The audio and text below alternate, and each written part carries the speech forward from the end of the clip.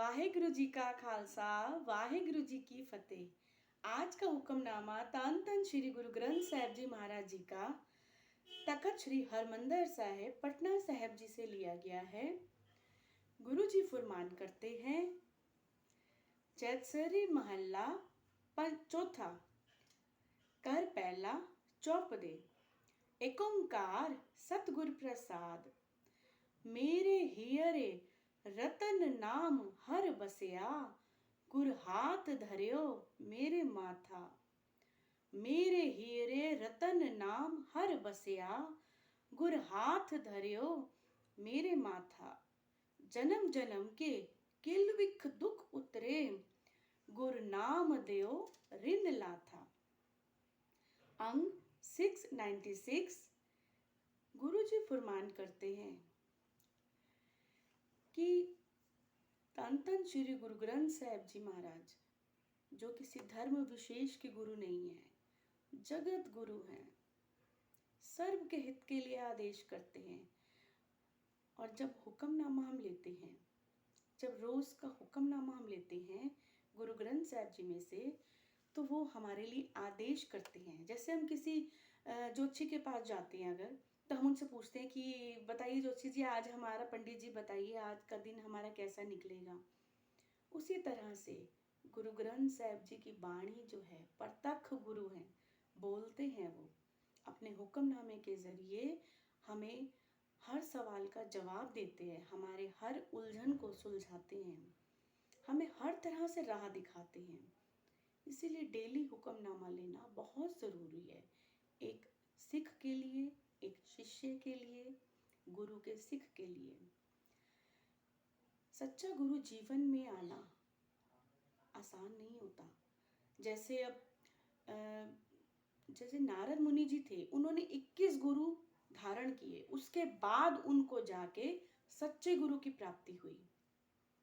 उससे पहले उनको सच्चे गुरु कहीं प्राप्त ही नहीं हुए, कहीं नजर ही नहीं आए। किसी में कुछ अवगुण नजर आ रहा, किसी में कुछ अवगुण नजर आ रहा। तो तब जाके उनको जब सच्चे गुरु की प्राप्ति हुई तो उनको सेटिस्फेक्शन हुई। और गुरु ग्रंथ साहिब जी महाराज सर्व कला संपूर्ण गुरु हैं।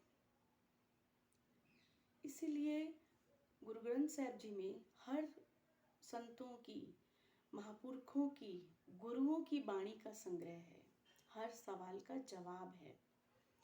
इसीलिए गुरु कहते हैं, इसीलिए यह बताया गया है कि जब गुरु ने मेरे माथे पर अपना आशीर्वाद का हाथ रखा तो मेरे हृदय में हरि नाम रूपी रतन बस गया। जिस भी मनुष्य को गुरु ने परमात्मा का नाम दिया, जिसे हम नामदान बोलते हैं, कि कई गुरु कहते हैं कि हमने आपको नामदान दिया, वो नामदान गुप्त रखा जाता है क्योंकि उससे वो हमें गुरु जो होते हैं वो हमें परमात्मा से जोड़ते हैं। उसके अनेक जन्मों के पाप दुख दूर हो गए, मेरे सिर से पापों का कर्जा उतर गया। जब हम कर्म करते हैं तो हमें पता ही नहीं लगता हम कितने जाने अनजाने में कितने पाप कर जाते हैं। और जब वो स्टॉक बढ़ता रहता है तो यहाँ गुरु बताते हैं कि आप चाहे कर्म अच्छे करो चाहे गलत करो, भुगतान तो आपको दोनों में ही करना है। और पापों का भुगतान करना तो मतलब ज़रूरी ही है, क्योंकि जब तक हम वो भुगतान नहीं करेंगे तब तक हमारा अगला जन्म जो है हमें नहीं मिल सकता, या हमारा अंतिम जन्म कब होगा हम ये नहीं जान सकते। तो जब गुरु का मेर भरा दया भरा हाथ हमारे सिर पे रखा जाता है तो हमारे जन्मों जन्मों के पापों का नाश हो जाता है। सगले दुखा का नाश, तेरे भजन का प्रताप, दुख कलेश का नाश। ये 4 पंक्तियां जो हैं मनुष्य के जीवन में दुखों का अंत कर देती है। धन धन श्री गुरु ग्रंथ साहिब जी महाराज। वाहेगुरु जी का खालसा वाहेगुरु जी की फतेह।